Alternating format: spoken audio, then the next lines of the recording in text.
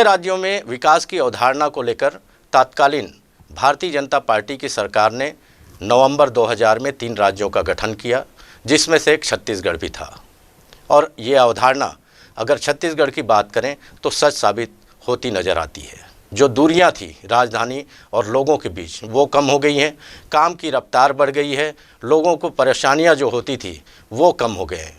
अगर विकास की बात की जाए तो सरकार की जो योजनाएं हैं वो लोगों तक आसानी से पहुंच रही हैं। इसके साथ साथ राज्य बनने के बाद सरकारें आई, चाहे बीजेपी की सरकार कहें चाहे वर्तमान में कांग्रेस की सरकार की बात करें, ये दोनों ही सरकारों ने सत्ता के विकेंद्रीकरण का काम बखूबी किया। अगर हम बात करें जिले बनाने की, उस दिशा में एक किया गया पहल मान सकते हैं इसे कि सत्ता का जो विकेंद्रीकरण है ताकि लोग आसानी से जो शासन की योजनाएं हैं उसका लाभ उठा सकें, ये इसके लिए उठाया गया एक कदम माना जा सकता है। 4 नए जिलों का गठन किया है भूपेश बघेल ने।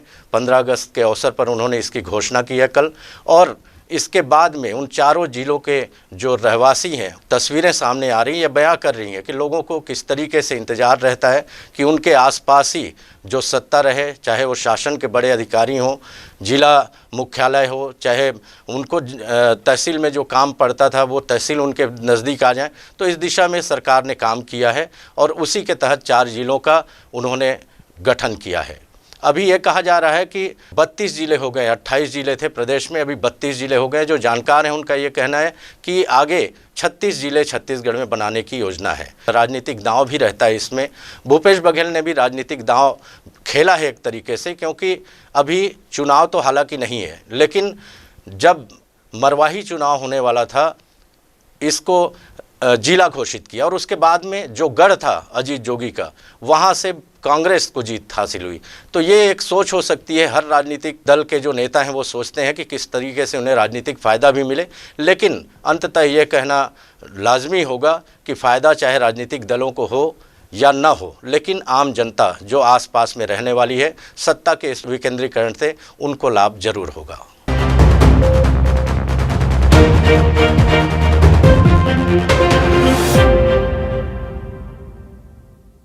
नमस्कार, जनधारा छत्तीसगढ़ के इस खास बुलेटिन में आप सभी का स्वागत है। मैं हूं पंकज शर्मा और मैं शुभांगी ठाकुर।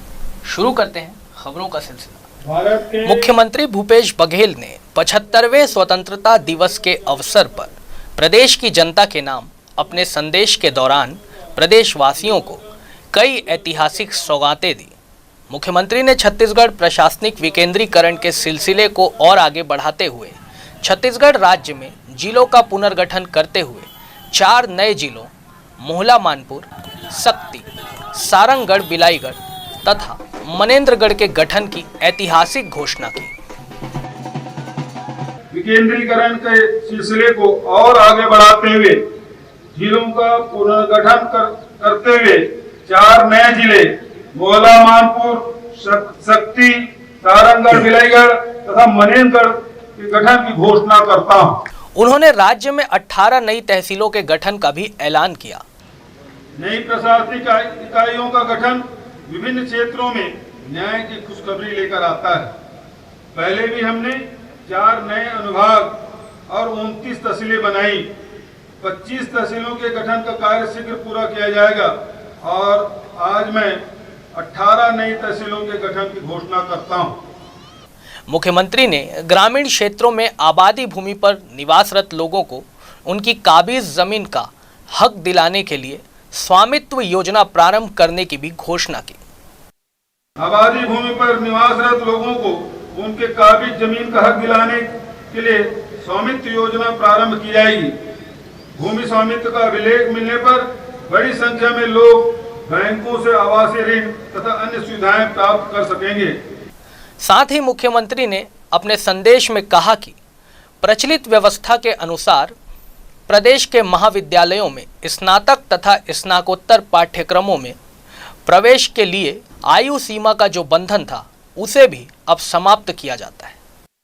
प्रदेश के महाविद्यालयों में स्नातक तथा स्नातकोत्तर पाठ्यक्रमों में प्रवेश के लिए आयु सीमा का बंधन है।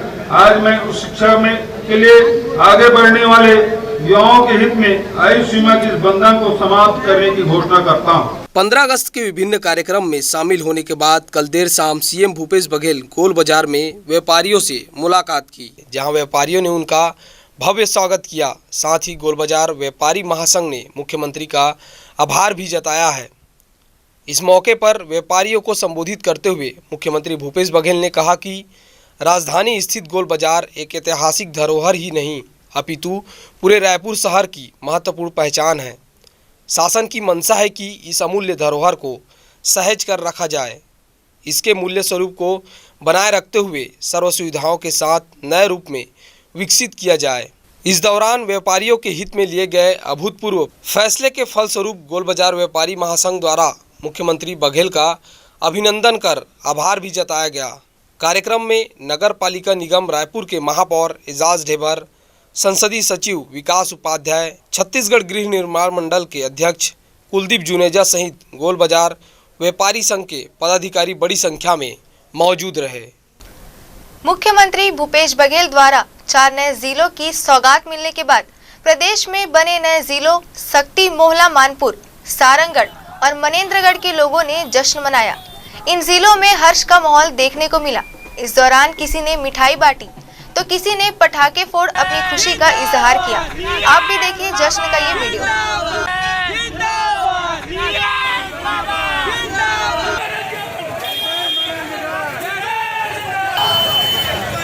अभी अल्पसंख्यक मोर्चा एवं भारतीय जनता पार्टी मनेन्द्रगढ़ के नागरिकों के द्वारा भव्य होली का त्यौहार, दिवाली का त्यौहार मनाया जा रहा है। माननीय भूपेश बघेल जी के द्वारा जो मनेन्द्रगढ़ को जिला बनाने की घोषणा की गई है, उससे पूरा नगरवासी, पूरा कोरिया जिला काफ़ी उत्साहित है, खुश है। आज हमने भी शहर में मिष्ठान वितरण किया और मैं बधाई देना चाहता हूँ हमारे दोनों विधायक जी को भी कि उन्होंने भी इसके लिए पहल की थी। और साथ ही एक बहुत जरूरी सूचना के साथ मनेन्द्रगढ़ की महिलाओं का इसमें बहुत बड़ा योगदान था, जिन्होंने भूपेश बघेल माननीय सीएम जी को राखी भेजकर मांग की थी कि मनेन्द्रगढ़ को जिला बनाया जाए एवं मनेन्द्रगढ़ में मेडिकल कॉलेज जो 10 वर्ष पूर्व घोषित है उसे भी स्वीकृत किया जाए। आज हमें उसका तोहफा मिल चुका है, जिसके लिए सभी को बहुत बहुत हार्दिक बधाई। प्रदेशवासियों को 75वीं वर्षगांठ की स्वतंत्रता दिवस की बहुत बहुत बधाई और विशेष रूप से मोहला मानपुर वासियों को जिला मोहला मानपुर बनाने पर हमारे मुख्यमंत्री माननीय भूपेश बघेल जी का कोटि कोटि धन्यवाद करते हैं। उनकी आशीर्वाद ऐसे हमारे क्षेत्र को मिलता रहे और आगे भी चाहते हैं कि मूर्त रूप में आने के बाद हमारे जिला को नई सौगात दिए हैं। हम पूरे मोहला मानपुर के समस्त जनता जनार्दन के साथ में हम उनके आभारी रहेंगे और इस जिला बनाने में आप सबका जो सहयोग रहा है पूरे क्षेत्र के जनताओं का, उसको मैं आपका तहे दिल से धन्यवाद देता हूँ, आभार लगाता हूँ। और राजधानी रायपुर में स्थित राजभवन में राज्यपाल अनुसुईया उइके की उपस्थिति में सम्मान समारोह का भी आयोजन किया गया। इस कार्यक्रम में मुख्यमंत्री भूपेश बघेल प्रमुख रूप से उपस्थित हुए।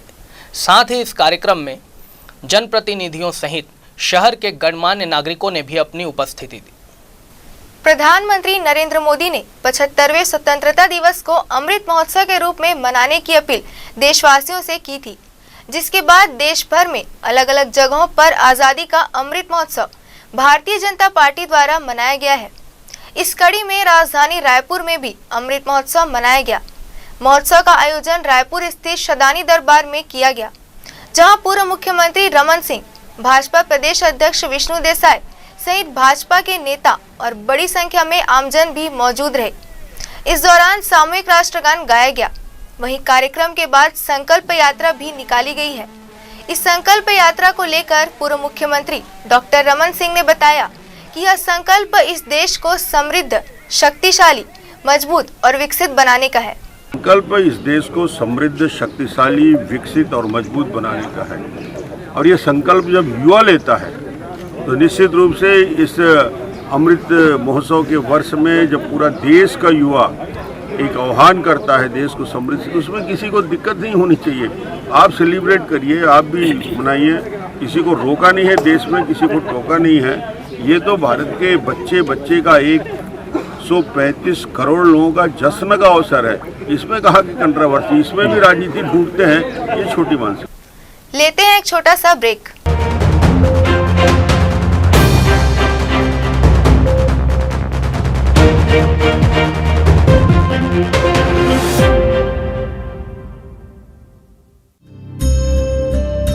जिला जशपुर के बगीचा जनपद पंचायत विनोद सिंह और जगन राम भगत की ओर से समस्त प्रदेश वासियों को स्वतंत्रता दिवस की हार्दिक बधाई एवं शुभकामनाएं।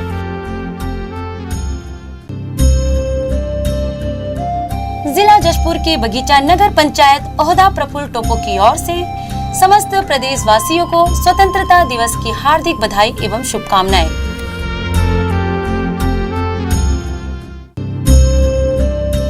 जिला जशपुर के बगीचा जनपद पंचायत मनोज कुजूर की ओर से समस्त प्रदेश वासियों को स्वतंत्रता दिवस की हार्दिक बधाई एवं शुभकामनाएं। वीआईपी न्यूज़ जो चैनल अभी लॉन्च किए हैं, मैं उन सभी उनके संचालक गण और जितने भी उनके स्टाफ है सबको मैं बहुत बहुत शुभकामनाएं और बधाई देना चाहती हूं कि वो देश विदेश अपने प्रदेश गांव घर सभी के समस्याओं को पूरे प्रदेश में रखें और उनकी समाधान हो और इनका चैनल बहुत बढ़िया आगे बढ़े। इन्हीं शुभकामना मैं देती हूँ। वीआईपी न्यूज़ को मेरी तरफ से बहुत बहुत शुभकामनाएं। आप तेज़ी से काम करें और मैं आपके आगे बढ़ने के लिए, पॉपुलर होने के लिए अपनी तरफ से शुभकामनाएं देती हूँ। वीआईपी न्यूज़ चैनल छत्तीसगढ़ में नया लॉन्च हुआ है और हमारी बहुत बहुत शुभकामनाएं इस चैनल को है और ये इनसे उम्मीद है, विश्वास है कि छत्तीसगढ़ के गिरे कुचले दबके और ज़रूरतमंद लोगों की समस्याओं को ये उठाएंगे, समाज और सरकार को अवगत कराएंगे और उसका समाधान का भी निष्पक्ष प्रयास करेंगे। वीआईपी न्यूज़ एक नया चैनल लॉन्च हो रहा है, उसके लिए उनको बहुत बहुत बधाई पूरे प्रदेश की ओर से। आपको बहुत बहुत शुभकामनाएं कि एक नया खबर नया उसमें आ रहा है और नए ढंग से एक वीआईपी न्यूज़ शुरू हो रहा है और उसमें अच्छी खबरें आएंगी, ऐसा उम्मीद है। अपनी तरफ से बहुत बहुत बधाई और शुभकामनाएं।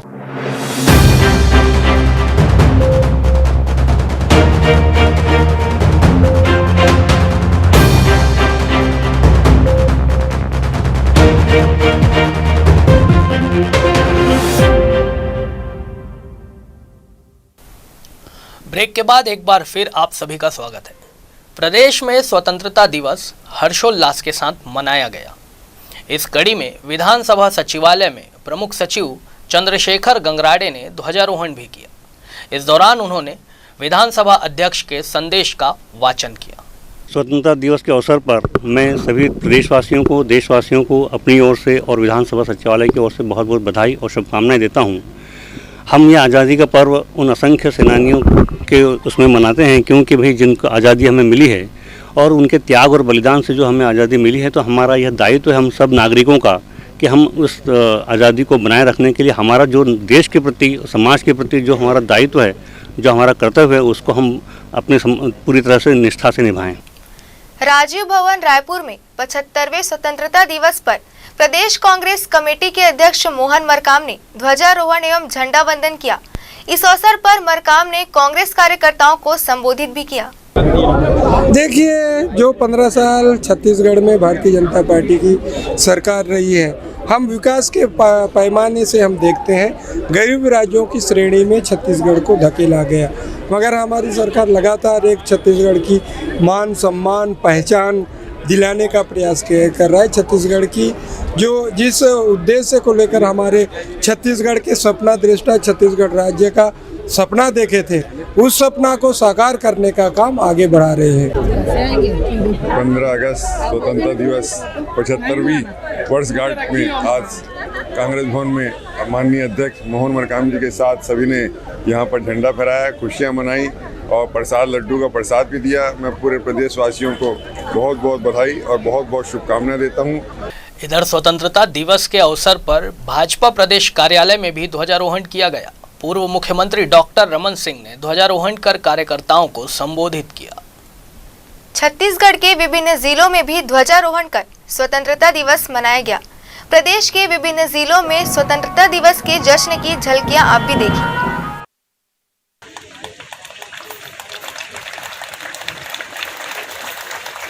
और स्वतंत्रता दिवस के खास मौके पर वीआईपी न्यूज जनधारा के छत्तीसगढ़ प्रदेश के मुख्यालय में सुभाष मिश्र ने ध्वजारोहण किया। भारत माता की जय, भारत माता की जय। जनता कांग्रेस छत्तीसगढ़ के अध्यक्ष अमित जोगी द्वारा सोशल मीडिया पर किए गए पोस्ट से खलबली मच गई है। हालांकि अमित जोगी ने अब उस पोस्ट को डिलीट कर खेद प्रकट किया है। दरअसल अमित जोगी ने ट्विटर आईडी पर रविवार को कुछ आईएएस और आईपीएस अधिकारियों की एक निजी आयोजन की फोटो शेयर करते हुए टिप्पणी की थी। इसके कुछ देर बाद इस पोस्ट पर एक अधिकारी ने आपत्ति करते हुए कहा था कि उस फोटो में वो नहीं है। अब इसके कुछ देर बाद ही अमित जोगी ने उस पोस्ट को डिलीट कर खेद प्रकट किया है।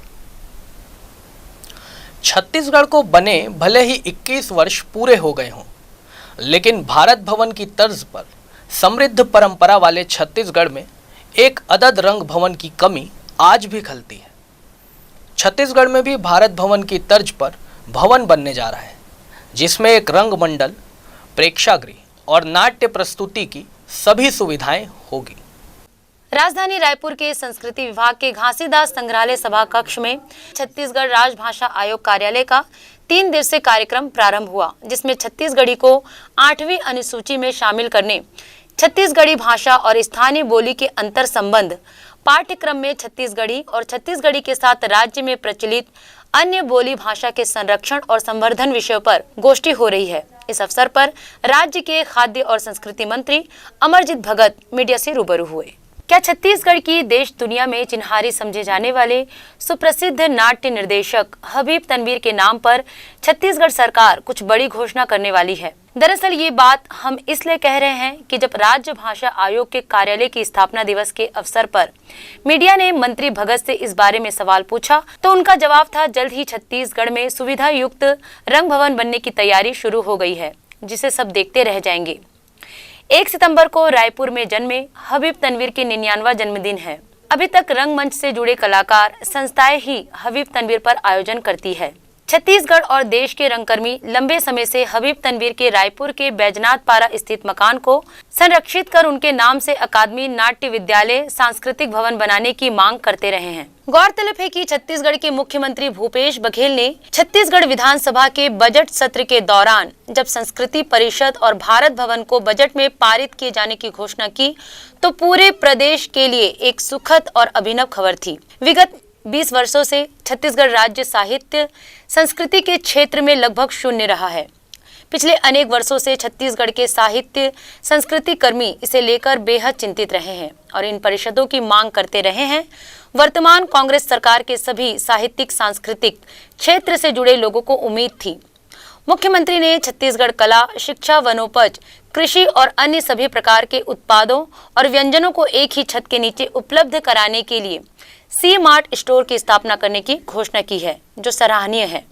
हमन बनाए जात हन अभी जब यहाँ के हमार भारत भवन के तर्ज पे जो संस्कृति भवन मन है बनत है ना, तो वो हर देखे लायक रही और पूरा सब आही तो ओला देखना पसंद करी। ट्विटर ने राहुल गांधी का ट्विटर अकाउंट एक बार फिर खोल दिया है। कांग्रेस नेता का ट्विटर अकाउंट करीब 1 हफ्ते तक अस्थायी रूप से निलंबित रहा।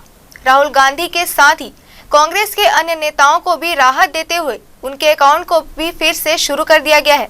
इस सोशल मीडिया विवाद का असर रायपुर में भी देखने को मिला। मोदी सरकार में महिलाएं सुरक्षित नहीं हैं और महिलाओं के लिए आवाज उठाने वाले, एक अनुसूचित जाति की बच्ची के साथ अनाचार, बलात्कार होता है, उसकी हत्या कर दी जाती है और इसके खिलाफ आवाज उठाने पर ट्विटर अकाउंट ब्लॉक किया जाता है।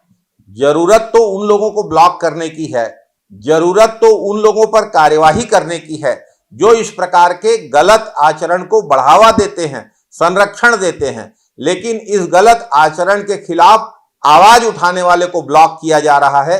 देश में लोकतंत्र खतरे में है, महिलाएं खतरे में हैं, महिलाओं की स्वतंत्रता और अभिव्यक्ति की आज़ादी खतरे में।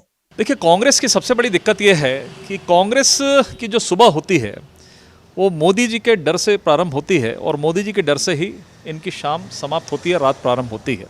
मुझे लगता है लोकतंत्र में ठीक नहीं है और कांग्रेस को डरने की आवश्यकता नहीं है। दरअसल उनका जो ट्विटर जो अकाउंट था वो सस्पेंड किन कारणों से हुआ था, शायद कांग्रेस इस तह पर नहीं जाना चाहती। इस देश में संविधान है, इस देश में कानून है, इस देश में नियम है और नियम सबके लिए है। यदि पॉस्को एक्ट के तहत यदि कोई रेप पीड़ित बालिका महिलाएं हैं, उनके साथ फ़ोटो को सार्वजनिक करना यदि कानून के दायरे में आता है तो निश्चित रूप से वो कोई भी व्यक्ति हो इस देश का, उसके खिलाफ में कार्रवाई होगी और इसीलिए कार्रवाई हुई। यदि इन प्रकरणों को भी इस पर राजनीति करने की कोशिश करेंगे तो मुझे लगता है कि कांग्रेस को न तो लोकतंत्र पर विश्वास है, न ही नियम और न ही संविधान और कानून पर विश्वास है और कांग्रेस हमेशा से कहती रही है। लेकिन आज यदि उन्होंने जवाब दिया होगा जिन भी कारणों से उनके ट्विटर को फिर से प्रारंभ किया है, लेकिन इस बात को कांग्रेसी समझ लें और राहुल गांधी जी भी समझ लें कि यदि संविधान और नियम के विपरीत यदि फिर से उन्होंने गलत तरीके से ट्विटर के अंदर में यदि कुछ उन्होंने पोस्ट किया तो शायद फिर से कार्रवाई हो सकती है। ये राजनीति से परे हटकर विषय है, ये सरकारों से परे हटकर विषय है और कांग्रेस के लोगों को राहुल गांधी को दिमाग खोलकर राजनीति करने की आवश्यकता है। राहुल गांधी का ट्विटर अकाउंट हाल ही ब्लॉक किया गया था ट्विटर के द्वारा पॉस्को एक्ट के तहत, तो वहीं आज उसको अनलॉक किया गया है, उसका बहाल किया गया है। तो इसकी प्रतिक्रिया रायपुर में भी देखने को मिल रही है, जहां कांग्रेस का कहना है कि मोदी सरकार हर चीज को कंट्रोल कर रही है, चाहे वो संसद हो या वो न्यूज हो। अब सोशल मीडिया ही एक ऐसा प्लेटफॉर्म था जहां हम अपने विचार दे सकते थे, व्यक्त कर सकते थे, मगर उसको भी अब सरकार में उसका दखल कर रही है। तो वहीं बीजेपी का कहना है कि ये पॉस्को एक्ट के तहत किया गया था, सबको इसको फॉलो करना चाहिए, चाहे वो कांग्रेस हो या बीजेपी। अब आगे देखना होगा कि माइक्रो ब्लॉगिंग साइट्स की सियासत कैसे चलती है, आगे क्या रंग दिखाएगी। कैमरामैन अमीन के साथ नवरत्न पाराशर, वीआईपी न्यूज, रायपुर। और राजधानी रायपुर में 2 साल से तैयार अंतर्राज्यीय बस स्टैंड के लोकार्पण की तारीख आखिरकार तय हो गई है। मुख्यमंत्री भूपेश बघेल 23 अगस्त को अपने जन्मदिवस के अवसर पर इसकी सौगात प्रदेशवासियों को देंगे। इसे लेकर तमाम तैयारियां भी शुरू की जा चुकी है। बस स्टैंड पर नए रंग रोगन और सजावट भी की जा रही है। देखते हैं इससे जुड़ी खबर।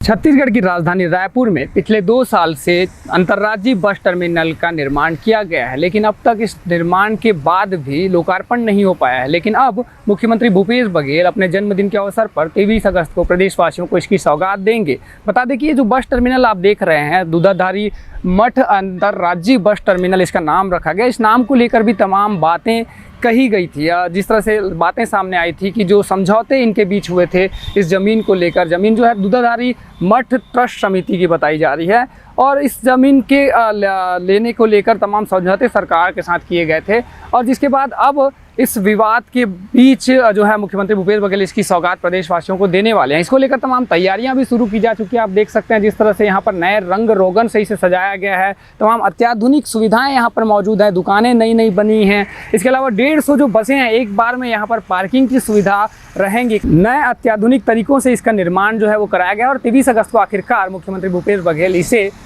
छत्तीसगढ़ की जनता को सौंपने वाले हैं। वीआईपी न्यूज के लिए कैमरा पर्सन होरी साहू के साथ अंकित मिश्रा की रिपोर्ट। कोरोना की वजह से बंद पड़े स्कूलों को खोलने के लिए भले ही सरकार ने 2 अगस्त से आदेश जारी कर दिया हो, लेकिन जशपुर जिले के इस सरकारी स्कूल में पढ़ने वाले बच्चे अभी भी पढ़ाई के लिए तरस रहे हैं।